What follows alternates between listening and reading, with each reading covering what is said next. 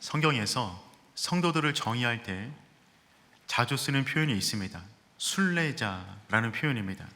시편 39편 12절 말씀 보면 다음처럼 되어 있어요. 우리 한번 읽어보겠습니다. 나는 주와 함께 있는 나그네이며 나의 모든 조상들처럼 떠도나이다. 나는 나그네이다, 떠도는 사람이다 라고 표현합니다. 베드로전서 2장 11절 말씀도 마찬가지입니다. 우리 함께 읽어볼까요? 사랑하는 자들아, 거류민과 나그네 같은 너희를 권하노니 영혼을 거슬려 싸우는 육체의 정욕을 제어하라. 아멘. 우리를 거류민, 나그네라고 표현합니다. 즉 나그네, 거류민, 순례자 이런 표현들은 이 모든 사람들은 어디서 살아가는 사람들이냐면 길 위에서 살아가는 사람들입니다. 한 곳에 정착하여 사는 것이 아니라 길 위를 걸으며 살아가는 사람들이 나그네가 되는 것이죠. 성도의 삶의 본질은 나그네 길에 있습니다. 우리는 안주하는 인생을 살아가는 것이 아니라 날마다 길 위에 서서 주님의 부르심을 따라 살아가는 사람들이 되는 줄 믿습니다. 우리는 주일마다 아브라함과 야곱의 인생을 살펴보았습니다. 두 사람의 공통점이 있다면 두 사람 모두 다 길 위에 사람이었다는 것입니다. 아브라함의 인생의 출발은 정든 고향을 떠나 새롭게 살아갈 집을 찾아가는 길 위의 여정이었습니다. 창세기 12장 1절 말씀 우리 함께 읽어보겠습니다. 여호와께서 아브라함에게 이르시되 너는 너의 고향과 친척과 아버지의 집을 떠나 내가 내게 보여줄 땅으로 가라. 아멘. 아브라함은 이 말씀에 순종하여 길 위의 인생을 출발했어요. 이 말씀을 따라서 전체 그의 길 위의 여정은 2500km 이상을 걸어가며 살아가게 됩니다. 그의 믿음은 안락한 집안에서 만들어진 믿음이 아니라 하나님의 부르심을 따라 길 위를 걸어가는 동안에 만들어진 믿음이었습니다. 야곱의 인생 역시 마찬가지입니다. 야곱의 인생은 정든 집을 떠나 다시 돌아오는 길 위의 여정입니다.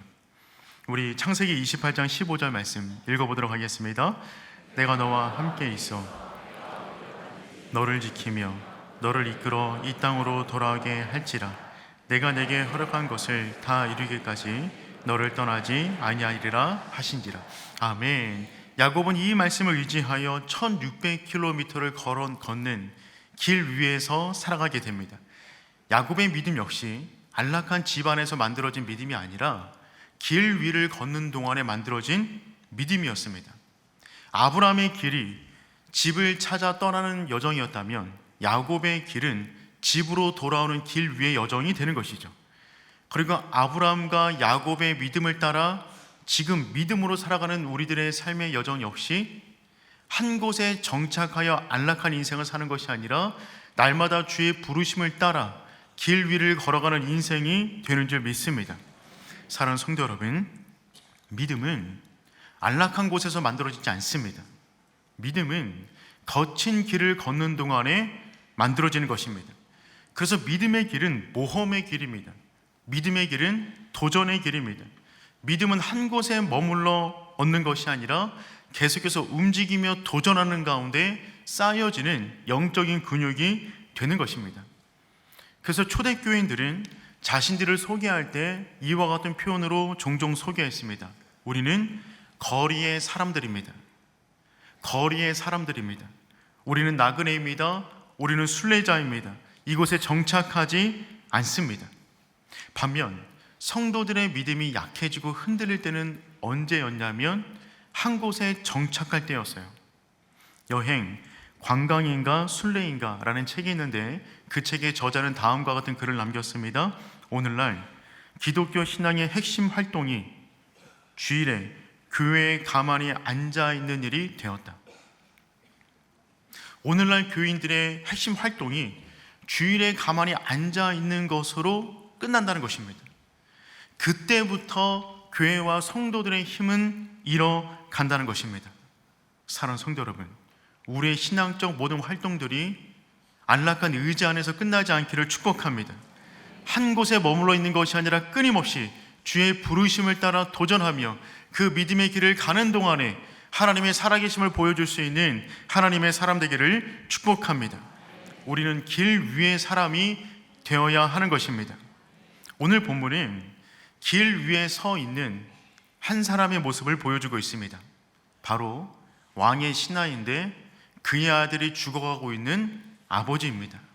오늘 우리는 이 아버지가 걸었던 길을 살펴봄으로써 우리가 가야 할 길은 어떤 길인가 한번 말씀을 통하여 도전받는 시간이 되었으면 좋겠습니다. 이 왕의 신하, 이 아버지가 걸었던 길은 세 가지 길이었어요. 그 길을 한번 살펴보도록 하겠습니다. 첫 번째, 주님께로 나아가는 길이었습니다. 주님께로 나아가는 길이었습니다. 우리 46절 말씀 함께 읽어보겠습니다. 예수께서 다시 갈릴리 가나에 이르시니 그의 아들이 가버나움에서 병들었더니 아멘. 예수님께서 다시 갈릴리 가나로 돌아오셨어요. 예수님이 첫 번째 표적을 일으키신 곳으로 오신 것입니다. 그리고 이곳에서 두 번째 표적을 일으키십니다.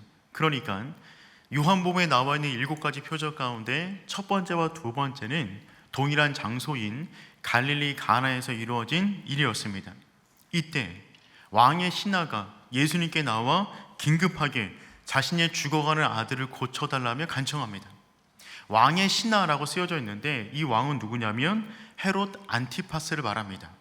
이 사람은 누구냐면 막강한 힘을 가진 왕으로서 세례 요한의 머리를 잘라버린 잔악무도한 왕이었어요. 그는 막강한 힘을 지니고 있었고 그 밑에 왕의 신하였으므로 이분 역시 꽤 큰 권세를 가지고 있었을 것입니다. 그의 인생은 멀리서 보면 부러울 것이 없는 인생이었어요. 인생의 정점에 서 있는 사람이었습니다. 하지만 그의 인생 역시 풀지 못할 한 가지 문제점이 있었어요. 생명의 문제를 다루지 못하는 것입니다. 그의 아들이 죽어가고 있었어요. 원문을 보면 그냥 아들이 아니라 그 앞에 정관사가 쓰여져 있습니다. 그러니까 하나밖에 없는 아들입니다. 하나밖에 없는 아들인데 그 아들이 지금 죽어가고 있는 거예요. 여기에서 우리는 다시 한번 권력의 허무함을 봅니다. 그는 대단한 힘을 지닌 권력자처럼 보였지만 자신의 아들의 문제를 해결하지 못하는 무기력한 아버지에 불과했어요. 그런 그에게 예수님께서 갈릴리 가나에 오셨다는 소식이 들렸습니다. 우리 47절 말씀 함께 읽어보겠습니다. 그가 예수께서 유대로부터 갈릴리로 오셨다는 것을 듣고 가서 청하되 내려오셔서 내 아들의 병을 고쳐주소서 하니 그가 거의 죽게 되었음이라. 아멘. 왕의 신하는 끔찍한 삶의 고통 가운데 있었습니다. 그의 하나밖에 없는 아들이 죽어가고 있었어요. 그런데 이 왕의 신하는 그 고통의 자리, 그 슬픔의 자리, 그 눈물의 자리에 그냥 주저앉지 않았습니다. 이 부분이 중요합니다. 그는 자리를 털고 일어나 예수님께로 향하는 길을 출발합니다. 자신의 아들을 살릴 수 있다라는 믿음을 가지고 예수님께로 지금 나아가고 있는 것입니다. 그의 인생의 약함이, 그의 인생의 절박함이 예수님께로 가는 길을 열어 놓은 것입니다. 여러분, 그렇습니다. 약함이 길을 만듭니다. 그가 계속해서 강한 상태로 있었다면 예수님께로 가는 길을 갈 필요가 없었을 것입니다. 하지만 그의 약함을 통하여 예수 그리스도를 만나는 은혜의 길을 발견하게 된 것이죠. 약함이 강함이 되는 겁니다. 사랑하는 성도 여러분, 우리 인생 역시 마찬가지입니다. 우리 삶 가운데 수많은 눈물의 자리들이 있어요. 고통의 자리가 있습니다. 슬픔의 자리가 있습니다. 하지만 우리는 염려하지 않습니다. 왜냐하면 그 문제를 해결할 길을 우리는 이미 발견했기 때문에 그렇습니다. 예수 안에 그 길이 있습니다. 회복의 길, 치유의 길, 구원의 길이 오직 예수님을 향하여 열려 있는 줄 믿습니다. 주님께서 친히 말씀하셨어요. 요한복음 14장 6절 말씀 읽어보도록 하겠습니다. 내가 곧 길이요 진리요 생명이니. 아멘. 주님이 길이세요. 그 길 위에서 진리를 만나게 될 것입니다. 그 길에서 생명을 얻게 될 것입니다. 그러니 사랑하는 성도 여러분, 슬픔과 좌절과 고통의 자리에 주저앉지 마십시오. 주저앉으셨다면 앉으신 김에 무릎을 꿇으십시오. 그리고 주님께로 나아가는 것입니다. 그럴 때 우리 인생을 향한 하나님의 놀라운 은총이 주어지게 되는 줄 믿습니다. 주님께로 가는 그 길이 힘들어도 그 길로 가는 겁니다. 그 길밖에 없기 때문에 그렇습니다. 왕의 신하가 있는 가버나움, 이곳에서 갈릴리 가나까지는 30km 정도 떨어져 있어요. 꽤 먼 거리입니다. 더군다나 가버나움은 해변길을 둘러싸여 있고 갈릴리 가나는 이곳에서 450m 고지 지점에 위치하고 있습니다. 그러니 거리로도 멀고요, 높은 고지 위로 올라가야 됩니다. 자신의 아들이 지금 죽어가고 있어요. 한가하게 걸어갈 수 없습니다. 온 힘을 다해서 뛰어가고 있을 겁니다. 굉장히 힘들고 험한 길이었어요. 하지만 그 길을 멈출 수가 없는 겁니다. 험하다고 안 갑니까? 고통스럽다고 안 갑니까? 생명의 길이 그곳밖에 없는데 그곳을 안 가겠습니까? 힘들어도 멀어도 고통스러워도 그 길밖에 없기 때문에 그 길로 가는 것입니다. 그 길을 아는 사람은 거리가 멀다고 핑계대지 않아요. 여러분, 서울대 합격했는데 집에서 멀다고 안 가시겠어요? 서울대가 먼 게 아니에요. 우리 집이 멀 뿐입니다. 합격하면 무조건 가는 거죠. 거리가 무슨 상관이에요? 가야 할 이유가 명확하다면 거리가 상관없는 거예요. 사랑하는 성도 여러분, 우리에게는 그 길이 있어요. 아픔의 자리, 그 자리에 머물러 있는 것이 아니라 주님께로 나아가는 하나님의 사람 되기를 축복합니다. 지금 이 아버지 안에는 이런 믿음이 있어요. 내가 주님을 만나 주님께 간청하면 주님께서 내 집 가운데 오셔서 내 아들을 고쳐 주실 것이다. 그래서 이렇게 간구하는 것입니다. 내려오셔서 내 아들의 병을 고쳐 주소서 하니 그가 거의 죽게 되었습니다. 그의 기도는 짤막하지만 기도의 핵심 모든 내용을 담고 있습니다. 이 사람은 이때 처음 기도한 거예요. 누구에게도 기도를 배워본 적이 없습니다. 그런데 고통이 그를 기도자로 만들었어요. 고통 가운데 드리는 기도는 화려한 수식어를 다 제거해버립니다. 기도의 본질만 남기는 거죠. 고통 가운데 가장 순수한 기도를 겸손하게 드릴 수가 있는 거예요. 우리가 기도를 배우는 방법은 기도 세미나 10시간을 하는 것보다 고통 가운데 기도를 올려드릴 때 기도가 무엇인지를 제대로 배우게 되는 것입니다. 그래서 주님께서는 기도의 응답을 주시기 이전에 먼저 그 사람을 기도의 사람으로 만드십니다. 앤드류 머레이 목사님은 다음처럼 말씀하셨어요. 하나님은 때로 우리의 기도를 응답하시기 전에 기도의 사람을 만드신다. 사랑하는 성도 여러분, 기도의 사람이 되십시오. 기도의 응답을 경험하게 될 것입니다. 확신하십시오. 주님 안에 생명의 근원이 있습니다. 왕의 신하는 그 믿음을 가지고 주님께로 나아갔어요. 그 길은 정말 좋은 길이었습니다. 옳은 길이었어요. 우리 역시 마찬가지입니다. 왕의 신하의 아버지가 갖고 있던 그 간절함을 가지고 오늘 우리는 주님을 만나기 위하여 이곳으로 왔습니다. 같은 길을 걷고 있는 것입니다. 예배를 드리기 위하여 엘리베이터 타려고 위에서 내려오다 보면 창밖에 오시는 성도님들을 뵈게 돼요. 교회를 기준으로 사방에서 오십니다. 집과 거리는 다 다릅니다. 하지만 사방에서 오시는 분들을 볼 때마다 우리가 같은 길을 걷고 있구나, 그 부분에 감동이 몰려와요. 우리는 같은 길을 걷고 있는 줄 믿습니다. 우리 삶에 어떤 문제가 벌어진지 간에 우리가 걸어야 할 길은 한 길밖에 없는 줄 믿습니다. 주님께로 나아가 주의 음성을 들을 수 있는 어린의 성도 되기를 축복합니다. 두 번째, 이분이 걸었던 길은 주님께로부터 보냄을 받은 길이었습니다. 주님께로부터 보냄을 받은 길이었어요. 이 아버지는 간절한 마음을 가지고 예수님께 나아왔습니다. 그런데 예수님의 음성은 너무나 차가웠습니다. 주님께서 다음과 같이 말씀하셨어요. 48절 말씀 읽어보겠습니다. 예수께서 이르시되,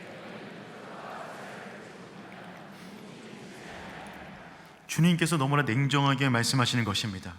간다, 안 간다의 말씀이 아니라 그의 믿음을 책망하며 말씀하십니다. 그런데 이 말씀을 가만히 보면 이런 의미가 담겨져 있어요. 표적과 기사가 중요하지 않단 말이 아니라 정말 중요한 것은 믿음이 중요한 것인데 너희는 표적과 기사를 봐야만 믿으니 안타깝다. 표적과 기사를 통하여 우리 가운데 주어지는 가장 큰 유익은 믿음인데 너희는 그 믿음이 없고 표적과 기사만 구하니 안타깝다라는 말씀을 지금 하시는 것입니다. 그러니 이 구절을 보아서 우리가 배울 수 있는 주님께서 원하시는 믿음의 모습이 있어요. 그 믿음은 어떤 믿음이냐면 보지 않고 믿는 믿음입니다. 보지 않고 믿는 믿음이 있기를 축복합니다. 보고 믿는 것이 아니라 믿고 보는 것입니다. 보고 믿는 것이 아니라 믿고 보는 거예요. 우리가 어떤 영화나 드라마 같은 거 볼 때도 믿고 보는 분들이 계십니다. 믿음이 보게 만드는 거예요. 그런데 하물며 주님께로 나오는데 봐야 믿겠다. 이런 믿음은 주님께서 원하시는 믿음이 아니라는 것입니다. 보는 것이 우선하는 믿음이 아니라 믿음이 이끌고 가는 믿음의 사람, 그 사람이 되기를 주님께서는 원하신다는 것입니다. 그래서 주님께서 이렇게 말씀하십니다. 50절 상반절 말씀 우리 한번 읽어보겠습니다. 예수께서 이르시되 가라 내 아들이 살아있다 하시니. 아멘. 주님께서 말씀하세요. 가라 내 아들이 살아있다. 주님께서 지금 어떤 일을 하고 계신 것이냐면 이 아버지의 믿음을 고쳐주고 계세요. 이 아버지의 믿음은 주님을 향한 방향을 잘 잡았어요. 그런데 그의 믿음은 제한적인 믿음이었습니다. 주님께서 자신의 집에 오셔서 내 아들을 안수해 주셔야 나을 수 있다라는 믿음이 있었어요. 주님께서는 그 믿음을 고쳐주기를 원합니다. 아니, 그 믿음을 완성되게 만들어주기를 원하세요. 그래서 말씀하십니다. 가라, 내 아들이 살아있다. 즉, 나는 가지 않고서라도 여기서 고쳐줄 수가 있으니 지금 고침 받았다 가라는 것입니다. 보고 믿는 믿음에서 믿고 보는 믿음으로 바꾸시는 거예요. 사랑하는 성도 여러분, 믿으시길 바랍니다. 보게 될 것입니다. 주님께서 우리 가운데 지금 그 믿음을 도전하고 계시는 것이죠. 이 아버지의 관심은 죽어가는 아들이 살아나는 데 있었어요. 그런데 예수님의 관심은 이 아버지의 시작된 믿음을 완성시키는 데 있으십니다. 그래서 아들의 병을 고쳐주는 게 우선하는 것이 아니라 그 아버지의 믿음을 먼저 세워주시는 것입니다. 이 아버지의 관심은 죽어가는 아들의 병이 낫는 데 있었다면 주님의 관심은 이 아버지 한 사람으로 말미암아 육체가 낫는 것이 아니라 영혼이 구원받는 데 있는 거예요. 주님께서는 우리를 지금 그 믿음의 자리로 부르시는 것입니다. 이 순간에 왕의 신하는 새로운 차원의 믿음 안으로 들어가기 시작합니다. 50절 말씀 읽어보겠습니다. 예수께서 이르시되 가라 내 아들이 살아있다 하시니 그 사람이 예수께서 하신 말씀을 믿고 가더니. 아멘. 그 사람이 예수께서 하신 말씀을 믿고 가더니. 원문에서는 그 말씀 자체를 신뢰했다라고 기록이 되어져 있습니다. 그 말씀 자체를, 표적과 기사를 보지 않고서라도 그 말씀 자체를 신뢰하여 이제는 그 말씀을 받은 자의 모습으로 파송의 길을 가는 것입니다. 첫 번째 그가 걸었던 길은 예수님께로 향하는 길이었다면, 두 번째 걷는 길은 무엇이냐면 주님께의 말씀을 받은 자답게 파송을 받아 그 길을 걸어가는 것입니다. 사랑하는 성도 여러분, 우리가 걸어가야 할 두 번째 길이 바로 이 길이 되는 줄 믿습니다. 주님께로 나오셨습니까? 주님께서 말씀하십니다. 그렇더라면 그 말씀을 붙잡고 아직 이 말씀의 역사를 내 눈 가운데 보지 못했지만 믿고 가서 보는 하나님의 사람 되기를 축복합니다. 왕의 신하는 주님께 나왔어요. 그리고 말씀을 받았어요. 이제는 말씀을 붙잡고 자신의 삶의 처소로 파송을 받는 겁니다. 가라, 내 아들이 나았다. 우리 역시 마찬가지입니다. 주일날 주의 말씀을 향하여 나왔습니다. 그 말씀 들었어요. 이제 곧 있으면 각자의 삶의 자리로 흩어질 것입니다. 그때 어떤 마음으로 돌아가시겠습니까? 그 말씀을 붙잡고 가십시오. 그 말씀의 능력을 경험하게 될 것입니다. 이 아버지가 그 말씀을 붙잡고 집으로 돌아가는 동안에 그 마음 가운데 어떤 생각이 있었을까요? 이렇게 되뇌며 가지 않았을까요? 가라, 내 아들이 나았다. 가라, 내 아들이 나았다. 반드시 나을 줄 믿습니다. 그 믿음으로 가지 않았을까요? 주님께 나올 때보다 그 믿음보다 더 큰 믿음으로 주님이 함께하지 않으셨지만 그 말씀을 붙잡고 가는 그 걸음이 더 큰 믿음을 가지고 걸어갔을 것입니다. 오직 그 말씀 하나에 인생을 거는 것입니다. 가라, 내 아들이 나았다. 이 순간에 이 아버지의 믿음이 표적과 기사 중심의 믿음에서 말씀 중심의 믿음으로 전환이 된 겁니다. 사랑하는 성도 여러분, 오늘 예배를 마치고 집으로 돌아가실 때 어떤 말을 되뇌면서 가시겠어요? 빨리 가자. 점심 뭐 먹을까? 이런 말들이 아니라 가라, 내 아들이 나았다. 가라, 내 아들이 나았다. 내 인생 역시 회복될 줄 믿습니다. 역사하여 주시옵소서. 그 믿음을 가지고 한 주간 날마다 모든 순간 말씀의 길 위에 서 있는 하나님의 사람 되기를 축복합니다. 새로운 차원의 믿음으로 도약해 나가는 거예요. 길이 보이지 않지만 믿음으로 걷는 겁니다. 1989년 개봉된 영화 가운데 인디아나 존스와 최후의 성전이라는 영화가 있어요. 어릴 적에 보았는데 정말 재밌게 봤습니다. 그런데 이 주인공 인디아나 존스가 이 영화 가운데 3가지 시험을 받게 돼요. 성배를 찾기를 원한다면 3가지 시험을 통과해야 되는데 이제 그 마지막 시험 단계 앞에 놓여져 있습니다. 마지막 시험은 무엇이냐면 깊은 협곡이 있는데 그 협곡을 통과해 나가는 거예요. 이 끝에서부터 저 끝까지 길이 없어요. 깊은 협곡인데 그 길을 가야 되는 것입니다. 그래서 영화 가운데 이 시험을 뭐라고 이름을 붙였냐면 믿음의 도약이라는 이름을 붙였어요. 어떻게 시험을 통과하는 것이냐면 낭떠러집니다. 길이 없어요. 그런데 길이 있다는 믿음으로 발을 내디뎌야 됩니다. 무게중심을 앞으로 쏟아야 돼요. 그럴 때 길을 찾게 된다는 것입니다. 여러분 같으면 걸을 수 있겠어요? 저는 지금 요 정도 높이도 걸으라고 그러면 힘들 것 같은데, 그런데 주인공이 발을 내디뎠을 때 길이 만들어지기 시작합니다. 그리고 길을 밟고 걸어가 자신이 원하는 성배를 얻게 된다는 내용이 바로 이 믿음의 도약의 시험의 내용이었어요. 마치 왕의 신하가 걸어갔던 믿음의 도약길과 같은 시험입니다. 아무것도 보이지 않지만 말씀이 있기에 그 말씀을 길 삼아 그 위를 걸어가는 것입니다. 코리텐 붐은 믿음에 대해서 다음과 같이 말했습니다.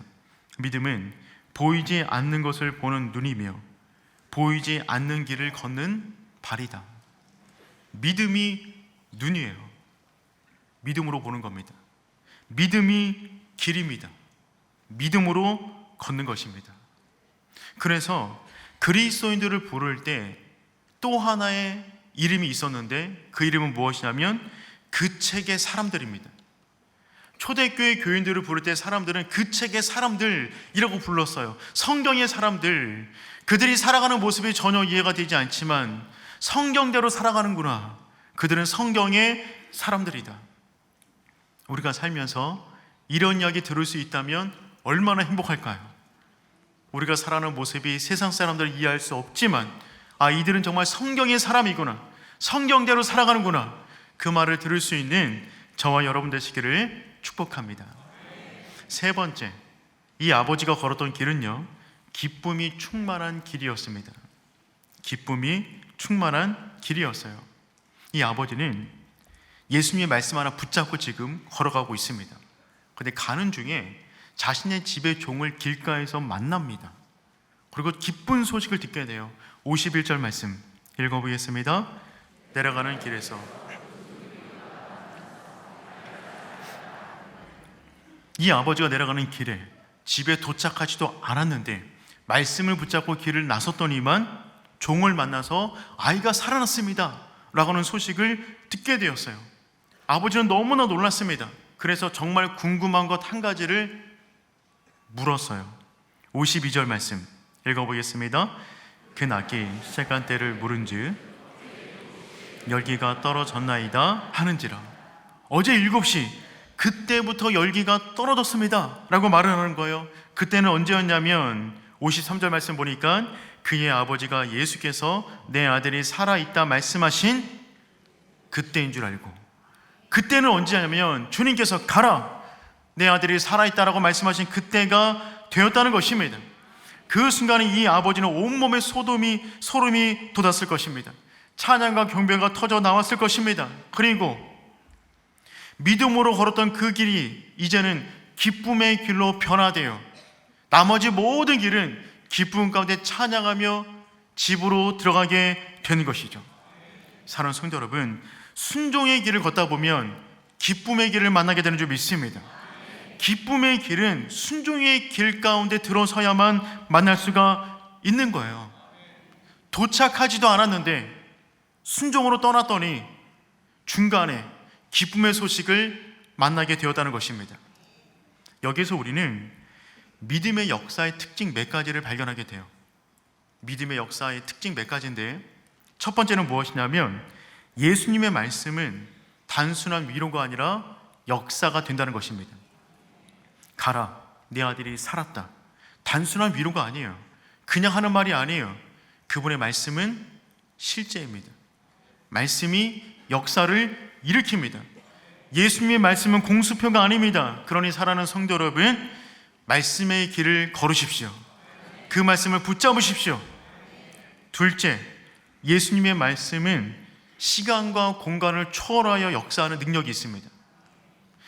예수님은 30km 밖에서 선포하셨어요. 가라, 내 아들이 나았다.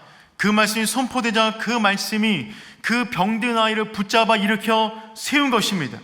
예수님의 말씀은 거리와 상관없이 역사가 일어나게 되는 줄 믿습니다. 그러니 지금 말씀을 붙잡았는데 그 말씀의 결과를 눈으로 보지 못하고 있습니까? 순종의 길을 걸어가십시오. 믿고 보게 되게 될 것입니다. 다니엘 기도에는 그와 같은 역사가 있는 기도 시간이 되는 것입니다. 지역을 초월하여, 국가를 초월하여 동일한 시간대에 함께 말씀을 듣고 기도하는 가운데 거리가 다 떨어져 있지만 동일하게 하나님의 말씀이 역사하는 줄 믿습니다. 셋째, 믿을 때 믿음의 역사가 일어납니다. 믿음의 역사는 믿을 때 일어나는 거예요. 언제 이 아이가 치유받았습니까? 가라, 내 아이가 살아났다 라고 하는 그 말씀을 믿을 때, 그때에 그 시간에 열기가 떨어졌어요. 믿을 때 역사가 일어납니다. 그래서 성경은 늘 믿음을 강조합니다. 반복적으로 강조해요. 몇 개의 구절을 찾아보겠습니다. 창세기 18장 14절 말씀 읽어보겠습니다. 여호와께 능하지 못할 일이 있겠느냐. 아멘. 마가복음 9장 23절 말씀 읽어봅니다. 예수께서 이르시되 할 수 있거든이 무슨 말이냐. 믿는 자에게는 능히 하지 못할 일이 없느니라 하시니. 아멘. 할 수 있거든이 무슨 말이냐. 믿음이 문제이다. 요한복음 11장 40절 말씀 읽어봅니다. 예수께서 이르시되 내 말이 내가 믿으면 하나님의 영광을 보리라. 내 말이 주님의 말이 내가 믿으면 하나님의 영광을 보리라. 요한일서 5장 4절 말씀 읽겠습니다. 무릇 하나님께로부터 난 자마다 세상을 이기느니라. 세상을 이기는 승리는 이것이니 우리의 믿음이니라. 믿음이 승리를 주는 거예요. 사랑하는 성도 여러분, 믿으십시오. 역사가 일어날 것입니다. 네 번째, 말씀에 순종하는 것이 가장 빠른 응답의 길입니다. 말씀에 순종하는 것이 가장 빠른 응답의 길이 됩니다. 왕의 신하는 예수님에게 함께 집으로 내려가서 죽어가는 내 아들을 고쳐달라고 요청했어요. 주님께서는 그 요청을 거절하셨습니다. 그런데 그 거절이 도리어 그 아들에게 좋은 일이 되었어요. 왜냐하면 주님께서 그 요청대로 내려가셨다면 30km 이상 되는 거리를 내려가는 동안에 그 아들은 계속해서 고통당하고 있는 겁니다. 지금 죽어가고 있는 동안에 출발했어요. 다시 함께 내려간다면 죽을 수도 있습니다. 주님께서는 빠른 치유를 일으키신 것입니다. 빠른 치유와 함께 바른 믿음을 아버지의 심령 가운데 넣어 주시는 거예요. 그러니 사랑하는 성도 여러분, 우리가 기도할 때 내가 원하는 방법대로 응답되지 않는다고 하여서 실망하지 마십시오. 하나님은 선하십니다. 가장 아름다운 일을 우리 인생 가운데 일으키시는 줄 믿습니다. 오늘 사건의 정말 기적은 무엇이냐면 이 사건을 통하여 그 온 집안이 예수 믿는 놀라운 영광을 경험했다는 것입니다. 53절 말씀 읽어보겠습니다. 그의 아버지가 예수께서 내 아들이 살아있다 말씀하신 그때인 줄 알고 자기와 그 온 집안이 다 믿으니라. 아멘. 온 집이 다 예수 믿게 되었어요. 이것이 가장 큰 기적입니다. 아버지는 죽어가는 그 아들을 살려내기를 원했어요. 주님께서는 그 아들의 육체만 살려내는 것이 아니라 그 집안 모든 사람들이 영생하도록 구원의 믿음을 주시는 것입니다. 아버지는 단순히 자신의 아들의 문제를 해결하기 위하여 주님께 나와왔고 그 말씀을 붙잡고 순종의 길을 걸어갔을 뿐인데 주님께서는 그 아버지의 믿음을 고칠 뿐만 아니라 그 집안 가운데 구원의 선물을 주셨어요. 그래서 그 집안에 있는 사람들은 예수님의 얼굴을 보지도 않고 믿었어요. 표적과 기사뿐만 아니라 예수님의 얼굴을 보지 않고도 믿는 가정이 등장한 것입니다. 한 사람의 믿음의 길이 그 가정의 영생의 길을 열어놓게 되었어요. 살아있는 믿음은 번식력이 있습니다. 살아있는 믿음은 주변을 변화시킵니다. 그 한 사람의 믿음이 여러분의 믿음 될 수 있기를 축복합니다. 믿음의 길을 걸으면 반드시 하나님의 놀라운 은혜를 경험하게 되는 거예요. 저는 지난 주간에 그런 경험을 하게 되었어요. 여러분 10월 29일이 무슨 날인지 아세요? 10월 29일? 너무 먼 과거죠. 그때가 언제냐면 오륜 다니엘 센터 입당 감사 예배 드린 날이었습니다. 저는 그날을 손꼽아 기다려왔거든요. 정말 손꼽아 기다려왔습니다. 공사가 진행되고 공사 기간 내내 홀로 정말 많이 기도했습니다. 원래는 입당이 좀 더 몇 개월 앞에 돼야 되는데 여러 가지 이유들 때문에 뒤로 늦춰지게 되었어요. 그 와중에 목사로서 마음이 참 무거웠습니다. 그리고 이제 입당 감사 예배 날짜를 정해야 되는데 어느 날로 정할까 고민하고 회의하다가 10월 29일로 정했습니다. 아무리 늦어도 그때는 들어갈 수 있겠지 하는 마음에 가장 안전한 날로 정한 거예요. 그런데 그 전주까지 준공 허가가 안 떨어지는 것입니다. 마음이 무거웠어요. 금요일 날 회의를 열었습니다. 날짜를 옮겨야 되는 것이 아닌가. 왜냐하면 준공 허가가 난 상태에서 입당 예배를 드려야 감사하고 마음도 편하고 하나님께 영광이 될 것 같아서 그 허가가 난 다음에 들었으면 좋겠다는 마음이 제 안에 있었습니다. 그런데 옮길 수가 없었어요. 왜냐하면 수건을 이미 마쳤거든요. 수건에 날짜를 새겨 놓았어요. 10월 29일 입당 감사 예배. 그래서 옮길 수가 없었어요. 그래서 하나님의 사인으로 믿고 기도하기 시작했습니다. 월요일이 되었어요. 안 났대요. 화요일이 되었어요. 안 났대요. 수요일이 되었어요. 안 냈답니다. 예배 시간은 9시 50분. 저는 그때까지 들어가기 직전에 물어봤는데 안 났대요. 예배에 들어갔어요. 50분부터 찬양이 시작되었고요. 10분 후에 저는 설교하기 위해서 단위로 올라왔습니다. 올라와서 준비된 설교를 가지고 설교를 하긴 했지만 제 마음 한켠에 설교하면서도 약간 뭔가가 있었어요. 중공허가 나고 했으면 얼마나 더 좋았을까. 그리고 내려와서 앉았습니다. 다음으로 우리 설리 목사님께서 축사하러 위로 올라오셨어요. 그런데 저는 못 들었는데 10시에 중공허가 났답니다.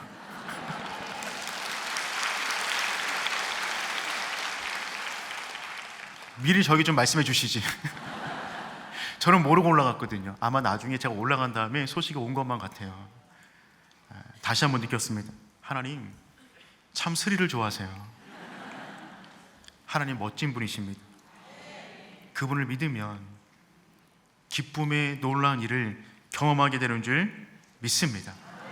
사랑하는 성도 여러분, 우리는 왕의 신하의 아버지처럼 그 마음을 가지고 주님께로 나와왔어요. 잘 오셨습니다. 이제 우리는 다시 그 말씀을 들었어요. 이 말씀을 붙잡고 각자의 삶의 자리로 곧 흩어지게 될 터인데, 그 걸어가는 모든 날 동안에 그 말씀을 붙잡고 씨름하며 그 말씀 위를 걸을 수 있는 하나님의 사람 되기를 축복합니다. 그럴 때 우리는 곧 기쁨의 길을 만나게 될 것입니다. 우리 그 믿음 가지고 주가 보이신 생명의 길 함께 찬양하겠습니다.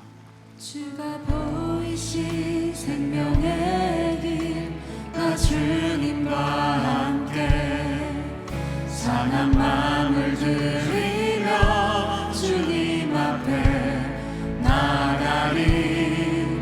나의 의로움이 되신 주 그 이름 예수, 나의 길이 되신 이름 예수.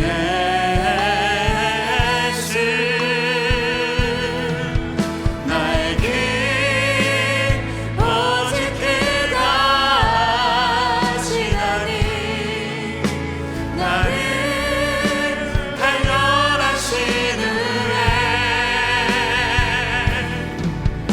내가 정금까지